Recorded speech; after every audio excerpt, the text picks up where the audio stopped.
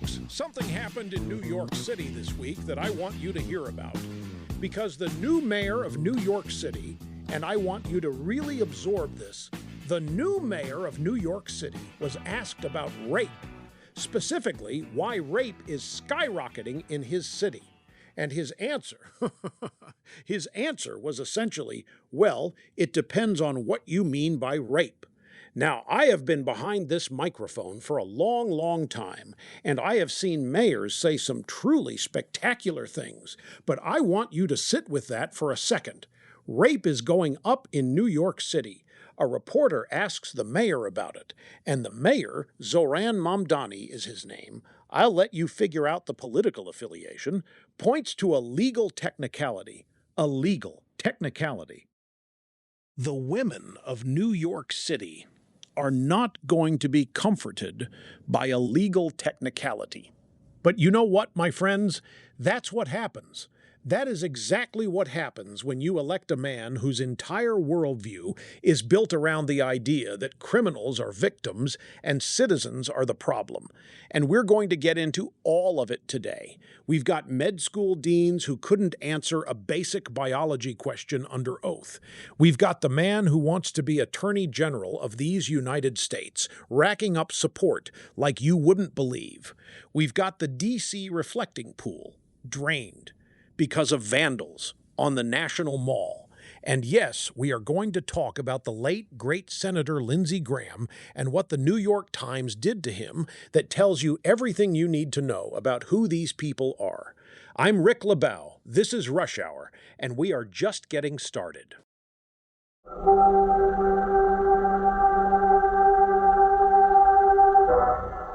Zohran Mamdani.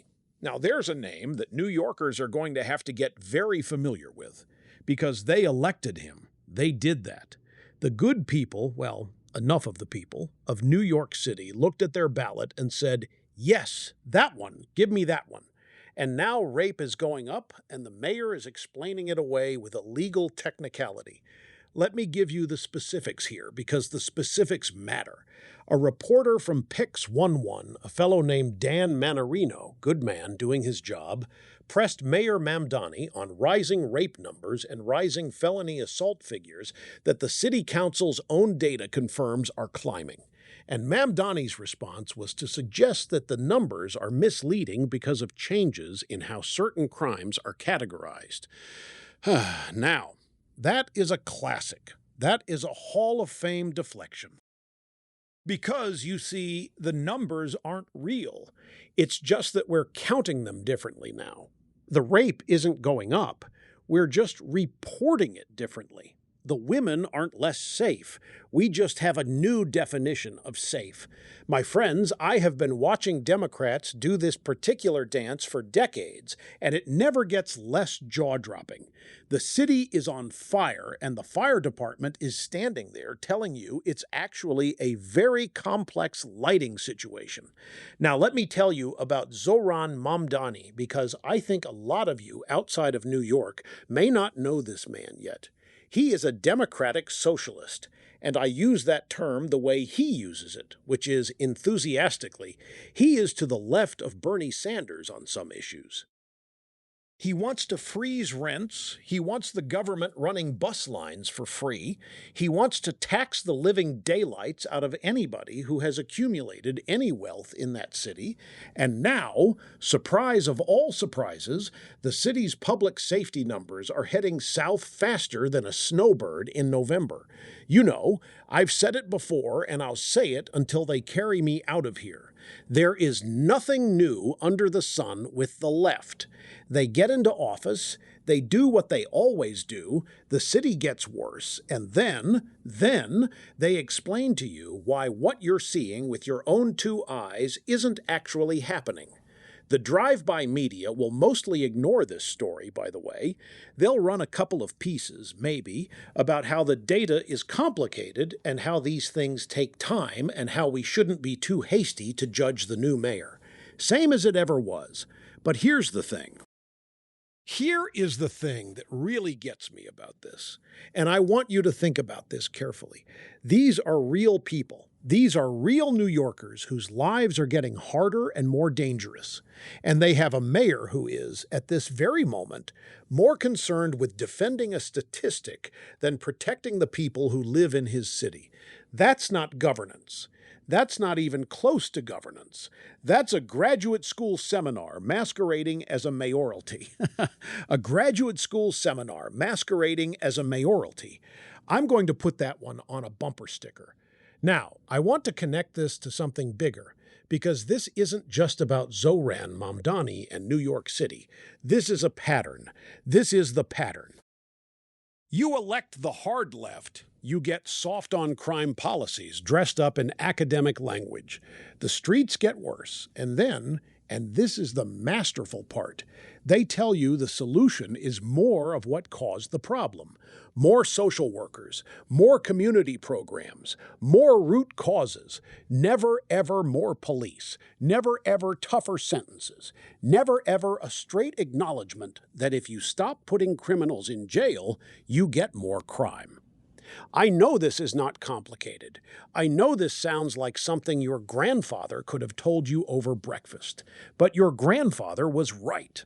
Your grandfather, bless him, had the benefit of common sense that has not yet been processed through a sociology department. And I'll tell you something else. The people who suffer the most from these policies are not the wealthy liberals in their doorman buildings who voted for Mamdani. The people who suffer the most are working-class New Yorkers, people in neighborhoods where a policeman on the corner used to mean something, where order used to mean something, where safety used to mean something. Those are the people getting left holding the bag while the mayor talks about technicalities. Now, there's also a story out of Maine that connects to all of this in a way I want to address briefly. Senator Susan Collins, and I have complicated feelings about Susan Collins, as you know. Senator Collins says she is pressing the Secretary of Homeland Security to halt all non-urgent ICE vehicle stops.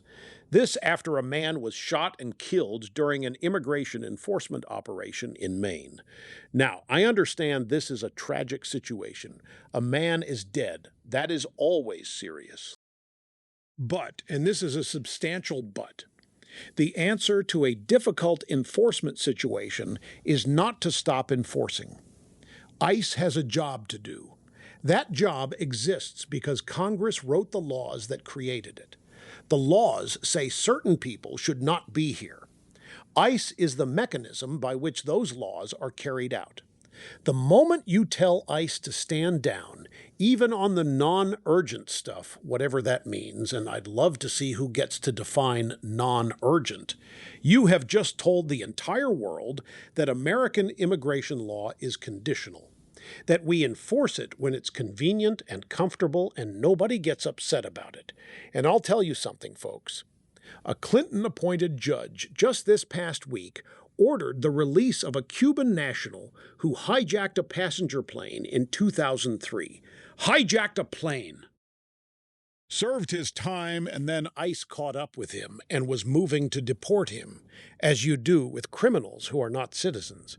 And the judge said, no, let him go. A plane hijacker, walking free in America. If that doesn't tell you everything you need to know about the state of our federal judiciary, I don't know what will. But that's what we're dealing with. That is the world Susan Collins wants ICE to be more careful in. The world where judges are releasing plane hijackers and mayors are explaining away rape statistics. I want to shift now because I want to talk about the man who may be the next Attorney General of the United States. And this is actually a good news story, and Lord knows we need a few of those. Todd Blanche, Trump's nominee for AG. His confirmation hearing is coming up, and the support he is walking in with is remarkable. We are talking about 670,000 sworn law enforcement officers behind this man, 300 angel families.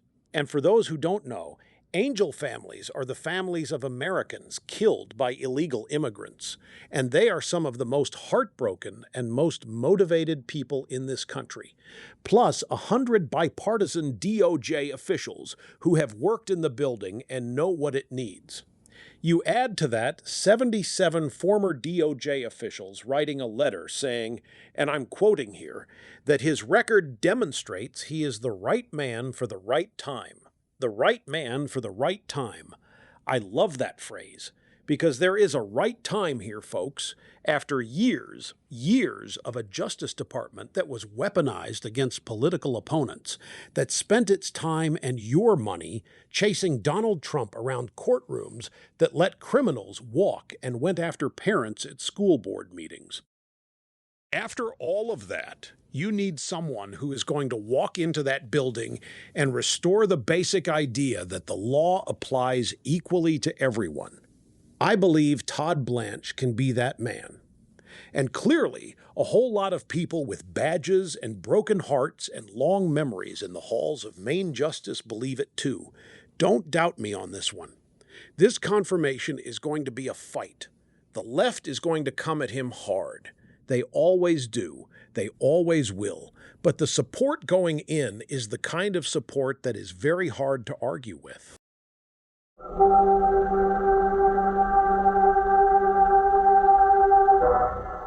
All right, my friends, 3 stories, rapid fire, because the news waits for nobody and neither do I.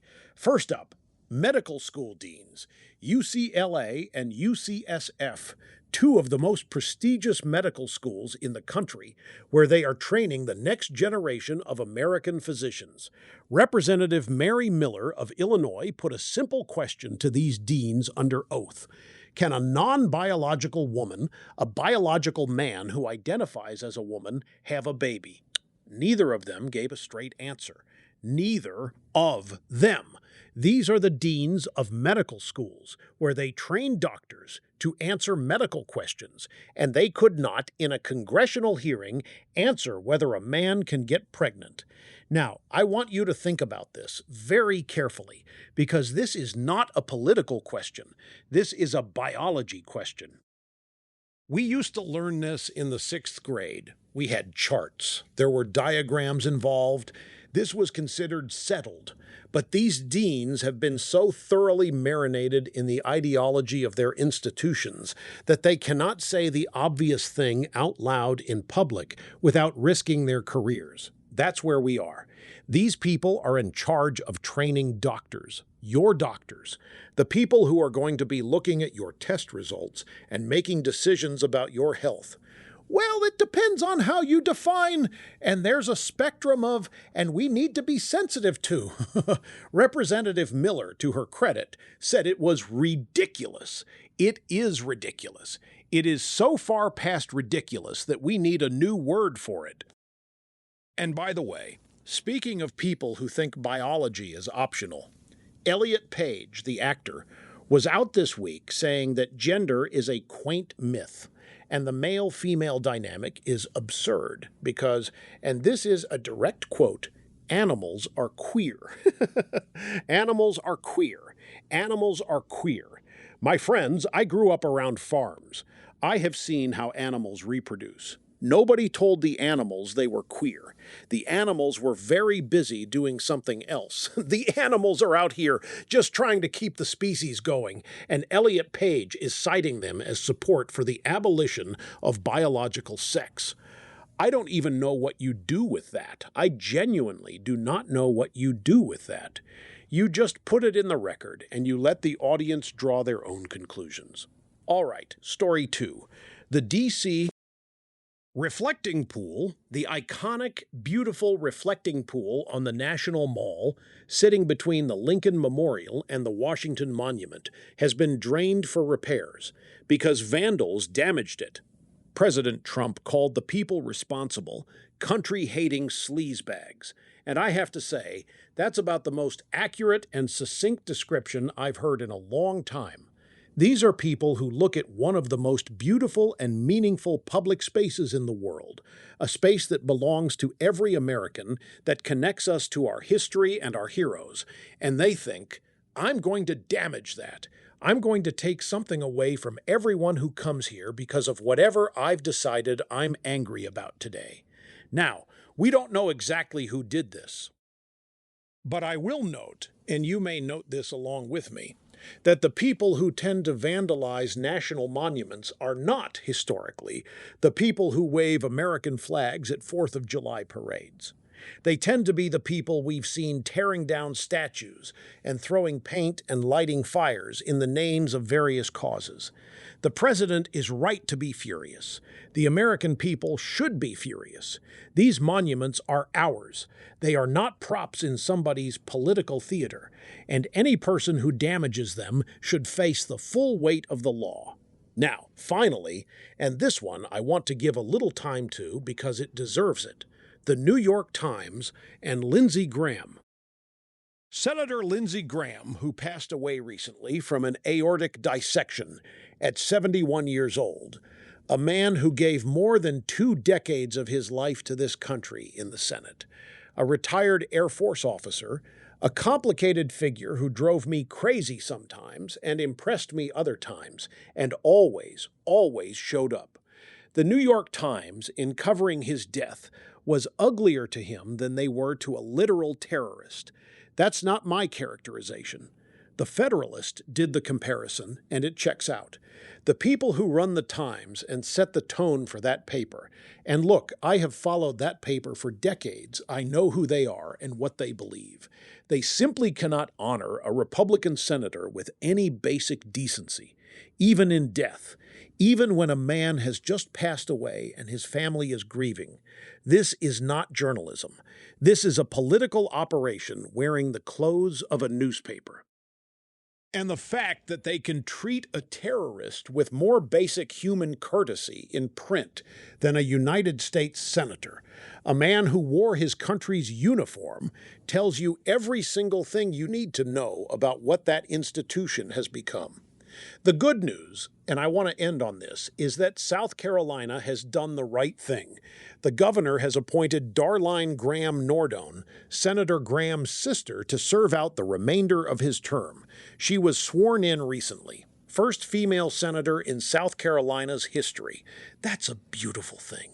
She didn't ask for this. She's 64 years old, she's a wife and a mother and a grandmother, and she is stepping up to carry on her brother's work.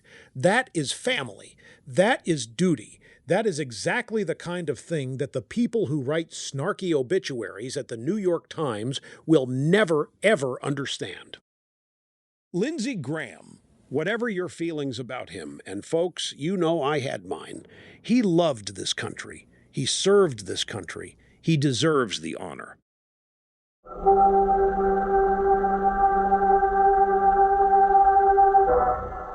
Folks, I want to leave you with something simple today, because sometimes the simple things are the ones that need saying.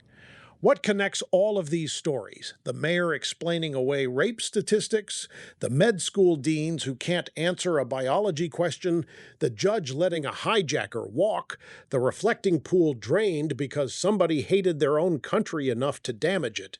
What connects them is an idea.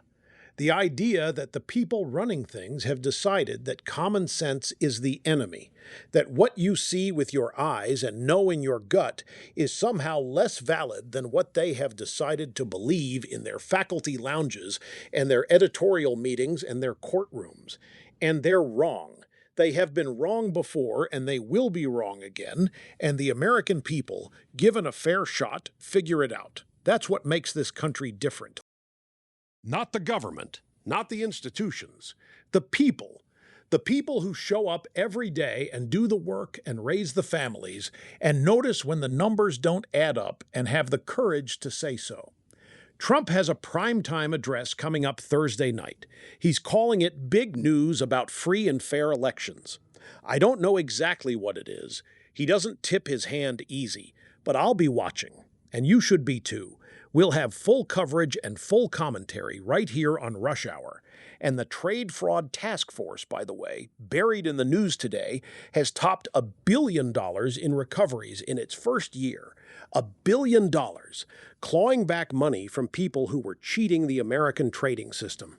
That is your government, for once, actually working for you. Don't let the drive-by media bury that.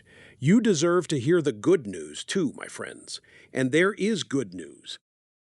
There always is, if you know where to look. And you've got me, so you know where to look. I'm Rick LeBow. This has been Rush Hour, same time tomorrow, if they let us back on.